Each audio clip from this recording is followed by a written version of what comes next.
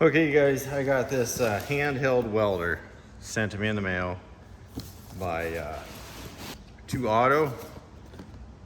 It's a Fitinhot portable little welder. So we're gonna check it out. I've never seen anything like this before, but I'm like, heck yeah, I'll do a little review on it for you. So we'll get to it. I haven't seen any reviews on them yet, but here it is.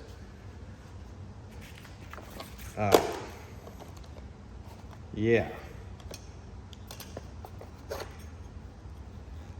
Not quite sure about the welding helmet, but we'll kind of look at that here in a little bit. We'll get to the good part here. I didn't buy it for the welding helmet. Well, I didn't buy it. It was sent to me. I will say that. It was sent to me. So we're going to try to do the best we can to make sure this is an honest review. I've done a fair amount of welding in my life. I currently have a Miller 250 welder, but this will be my first overseas welder. It's got a pretty good heavy cord on it. I think I read it was 43 amps. Yeah, right there, 43 amps, if you can see that. So here in the US, most of your 12 gauge wire, which would be 120, is only 20 amps. So I can see that could be an issue. We'll see, maybe their amperage is calculated a little different than ours, but check it out. So what I think is interesting, I've never seen this before, where you screw it in, you put your rod in there, and then weld, handheld. So not sure if I want to be holding this the whole time welding, but we're gonna get to it. But here's what it is. You do get some normal leads. This lead looks like it'll screw into this end, the positive lead. Twist lock, good there, so you can just let it sit there on the ground or the table.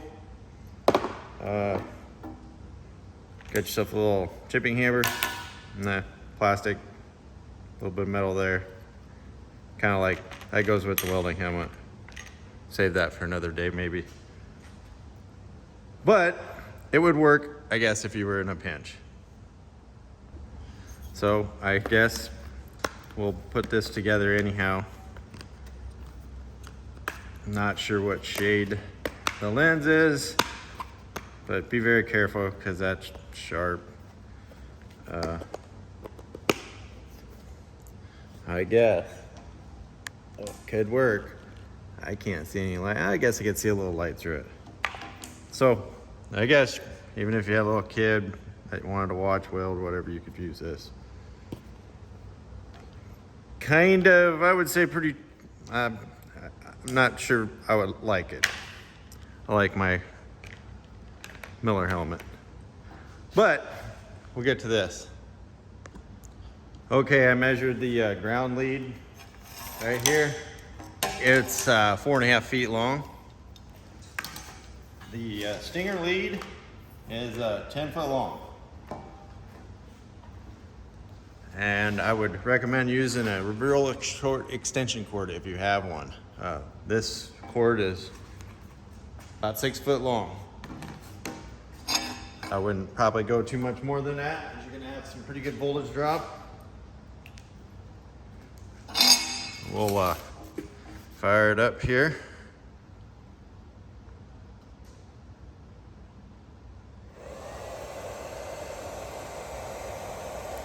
It's variable speed here, or variable voltage control, I should say.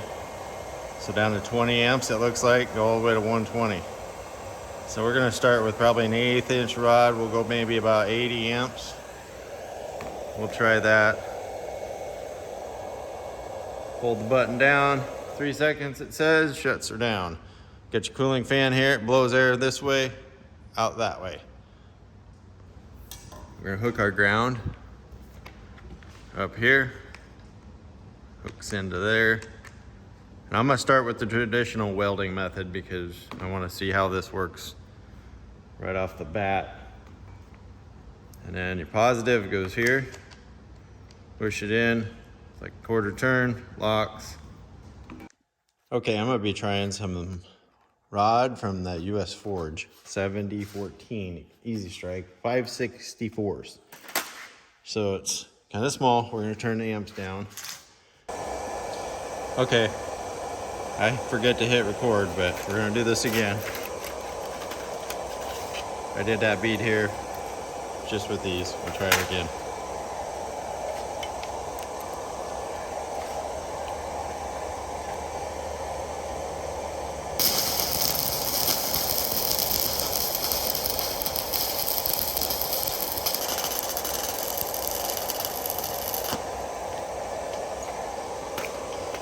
Okay, that one recorded. We'll see what she looks like here. I'm gonna knock this other one off.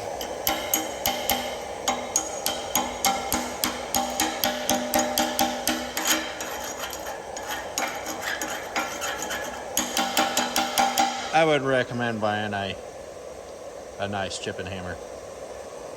Just so you know. Yeah.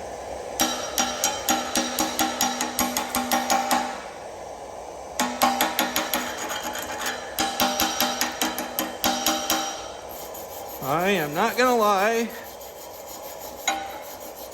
Obviously, this machine's pretty picky on the rod. So, I went with this.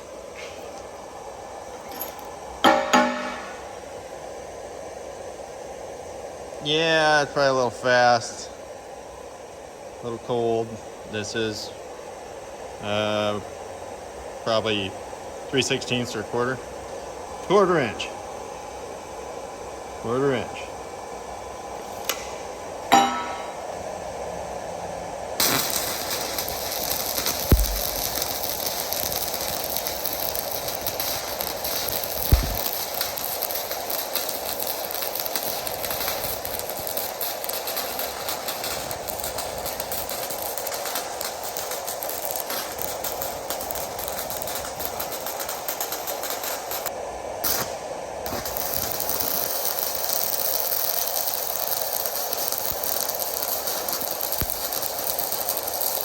Okay, get a real chipping hammer.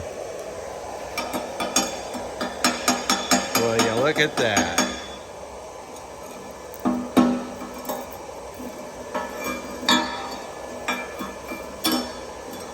Whew, that's hot. Okay, we'll wire brush it a little bit.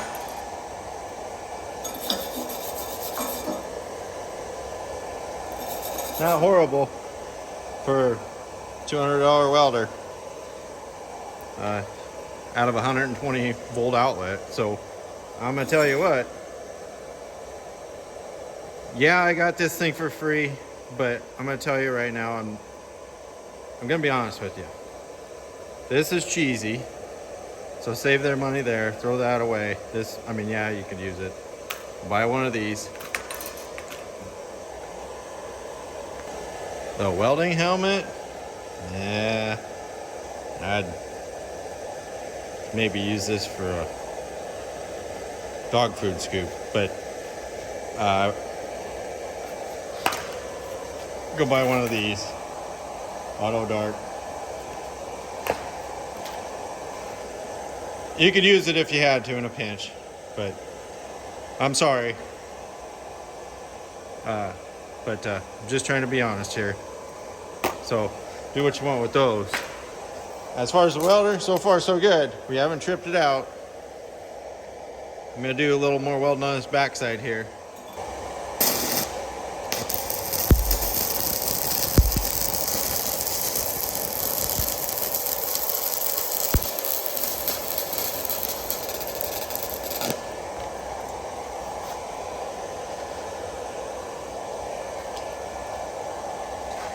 So I probably could turn the amperage down a little bit. That rod starts getting pretty hot at the end, but I feel that it's doing a pretty darn good job here with what we got going on.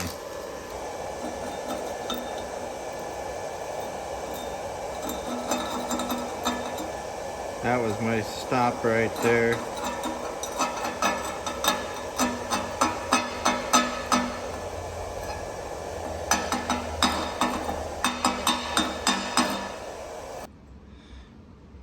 What do you guys think? I mean, I've had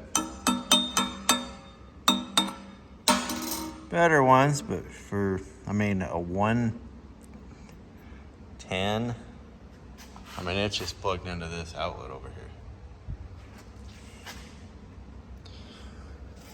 Okay, so we're gonna try a different method. We got this little adapter here.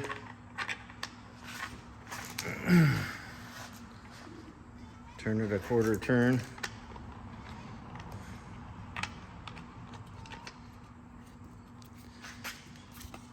And then thread this guy in there. That's your quick change out, I guess. Put your rod in there.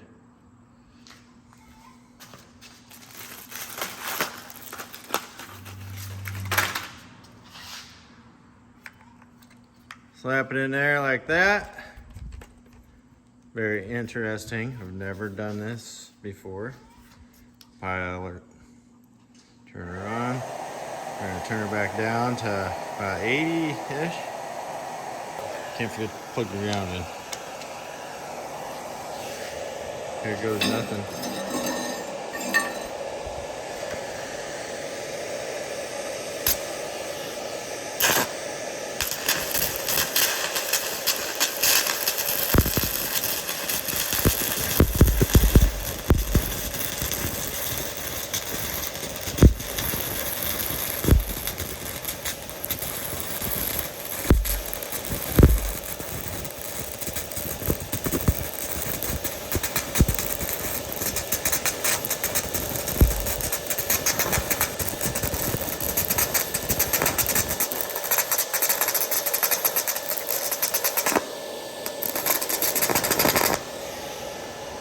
Okay, I actually don't like that feature.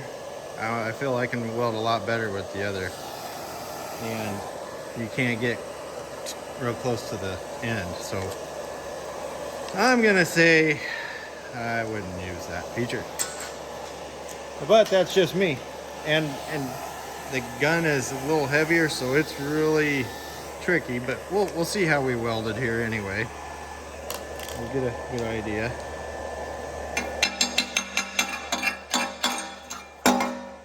Looks like it went a lot colder because I was not used to how quickly to pull. We'll go ahead and finish her out and see what we got.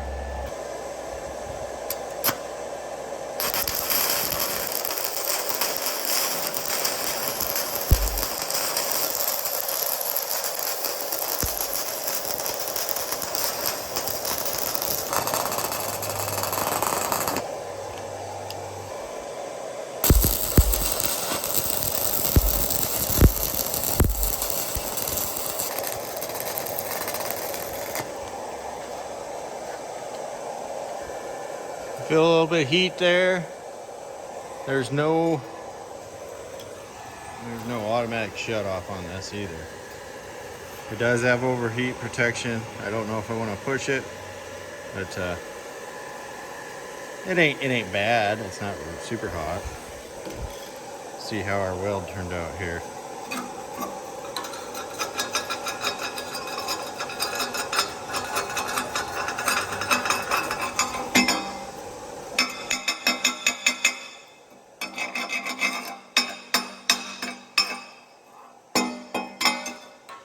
I'm gonna say it can weld better by doing the old traditional. Unless you get real used to it, I'm sure practice makes perfect. It's not horrible. It'll work. So there you have it for 200 bucks. Actually 189, probably plus tax. But you can get one of these bad boys. Not sure if they're really bad, but they can weld. So if you just need something just to get by, it'll probably work for you. Okay, I am assuming this is a DC current. No, nothing was ever said, but we're gonna find that out. I wanna see what the current is, if it's the same. Hopefully we can find that out. We're gonna run right at 80. And gonna try to do a little welding. Cord all wrapped around here. I'm gonna get that in the camera view. And we're gonna do that. I'm just gonna try it on test metal here. Yep.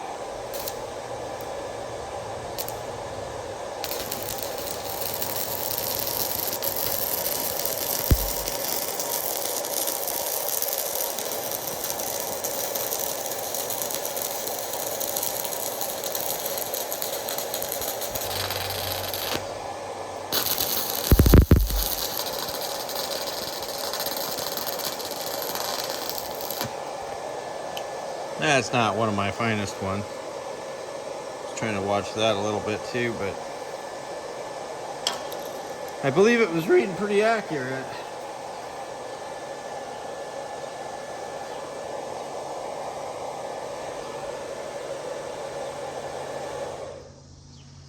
Okay.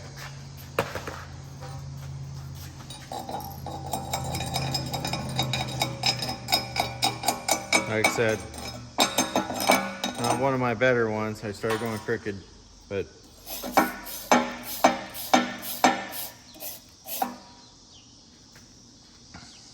little too fast also. Anyway, I just wanted to do that one to show the amperage to see if that was correct. And it appears it is. I also did take advantage and I fixed this little weld right there. Not too bad for a 120 volt. So all in all, it's not a bad welder. I would recommend using these rods. I had the best of luck with these. Could make a long video, but clamp's not bad, real tight. I like how it's got grounding on both sides. That don't overheat your spring then. Sounds like pretty durable. Probably drop that around pretty good. I wouldn't recommend probably adjusting that on the fly. I don't know, it doesn't say anything, but that's your adjustment. All in all, I think for just a person that needs to do a little work, if they just got a small garage, it's probably a little good welder for a couple $100. So anyway, thanks for watching. I'll have the link below in the description. Thanks again.